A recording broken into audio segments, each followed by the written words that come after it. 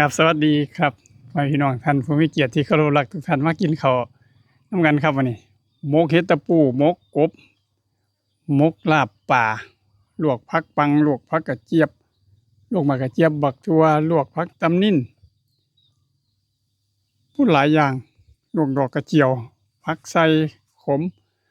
ปุ่นมะเขือก็มีกล้วยหอมก็มีข้าวยาคูพร้อมบักม่วงนำมาครับกินแซ่บๆนำกันอยู่ดีมีแรงทุกท่านทุกคู่ทุกคนเป็นกำลังใจให้ผู้ขานะ วัดนี้วัดศิลกดติดตามกดไลค์กดแชร์ในเด้อเบิ่งแย่งตัวผู้เฒ่ามาแล้วมีผู้เบิ่งเด้อัดพักก่อนตามสูตร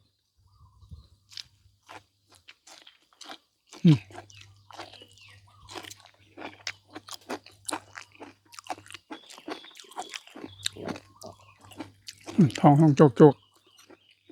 ตัวที่กิน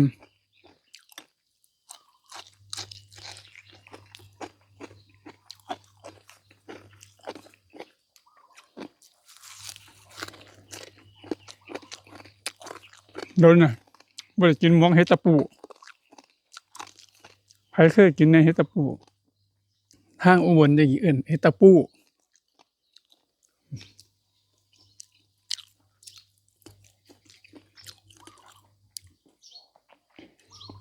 หมกใส่ผักอีตูใส่บักพริกทำนั้นใส่เกลือ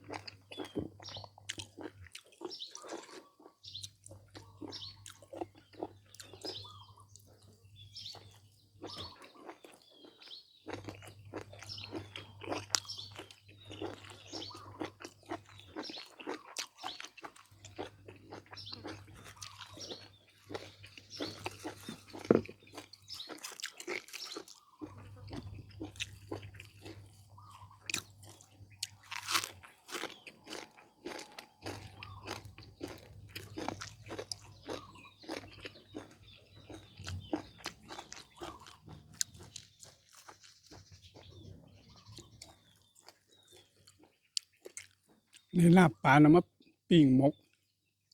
หอมดีตัวหอม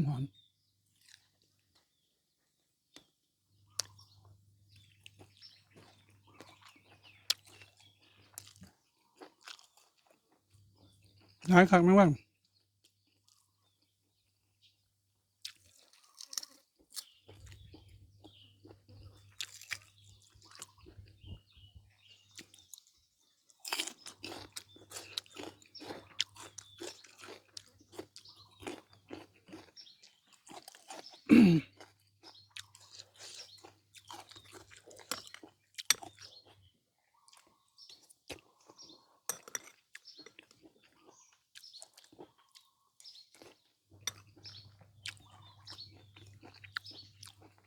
ทั้งแมงวันทั้งแมงมี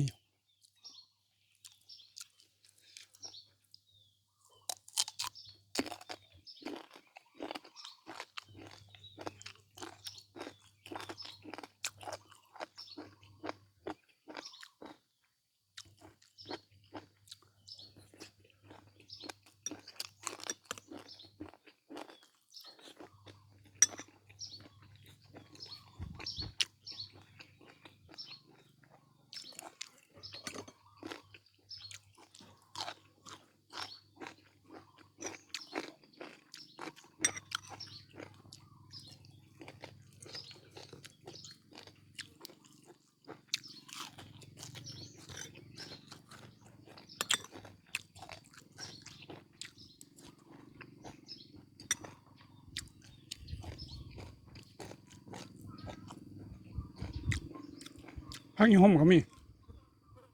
ลูกผักตำนิ่นเนี่ยผักอีห่มเนาะหลายผัก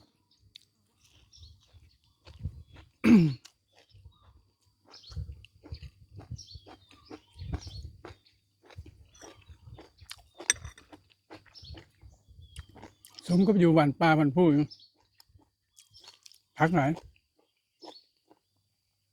ปลาก็หลายเด้อ คันผู้มัน